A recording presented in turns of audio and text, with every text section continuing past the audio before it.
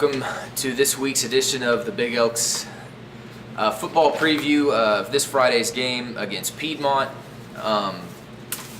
We will recap last week quickly. Anadarko on homecoming was too much for Elk City. Frankly, they won 56-7.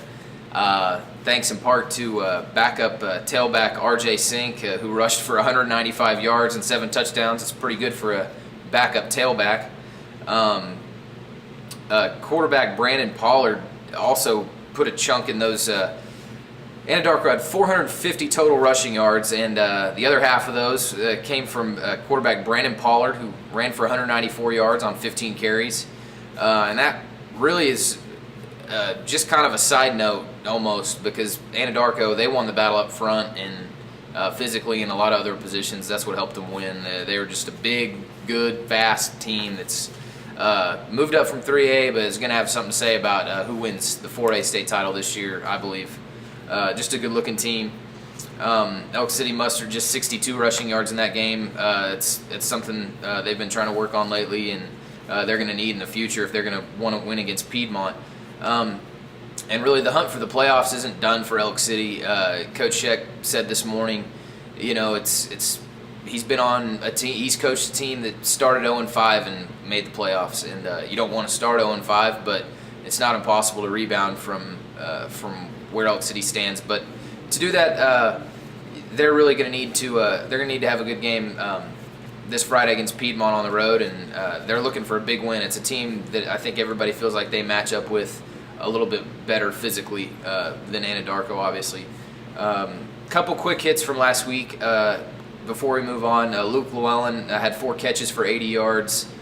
Cole Rogers had a good game at receiver, 3 catches for 64 yards. A lot of those came after he just took a huge hit somewhere. I'm having a hard time remembering if it was in the first half or early second half, but he just took a huge hit over the middle and didn't look like something he was going to come back from, but he came back and had some big catches. And Elias Wiseman, 13 carries, 30 yards. The high tacklers for the game for Elk City, Wiseman had 6.5, and Kyler Butler had 4.5. Anadarko, 2 plays into the game, scored. None of their drives started past their 39-yard line, or behind their 39-yard line, so had good field position starting off. Moving on to Piedmont. They're in a position where, you know, they're kind of like Elk City. You know, they're looking for a big district win as well. They're third right now. They're sitting in that third spot, but it's still early. You know, they're going to rely on a guy, Christian Foster, who Sheck said kind of had his way last year with Elk City. On the season last year, he had 52 receptions, 954 yards, and 11 touchdowns, and he is kind of carrying that torch this year, having another good season. And it's just going to be another one of those skill players that Elk City's going to have to shut down. But again, this is kind of saying the same thing we said last year. Elk City just knows, those players know this is another opportunity to come out and save the season. Cameron Coulter said he feels like it's a must-win. He said that at practice on Tuesday. Today, Elk City had Gabe Edney from KECO Radio out there blasting music because apparently Piedmont has a notoriously rowdy, loud crowd. So they've been practicing on that a little bit to prepare themselves for this road game. You have to credit the coaching staff for pulling, you know, they're pulling out all the stops in terms of preparation.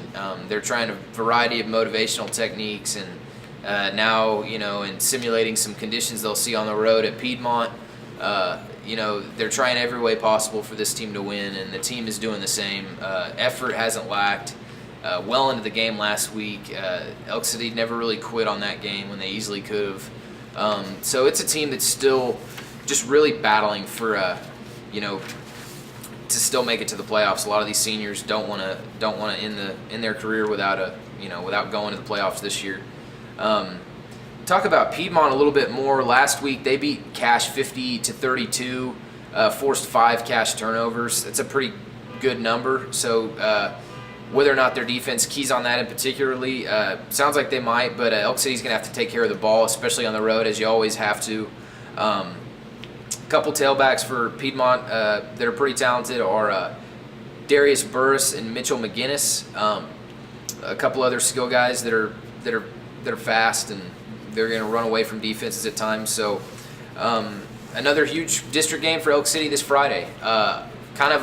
It feels like a must-win if they're going to make the playoffs, but you just never know. You never know what's going to happen in finishing district play and when rivals meet. But certainly it would be a big turnaround and a big momentum boost, for this offense, which has been in the end zone just once since their season opener at Watonga. But coaches, players, everybody all around feels like physically they match up well with Piedmont.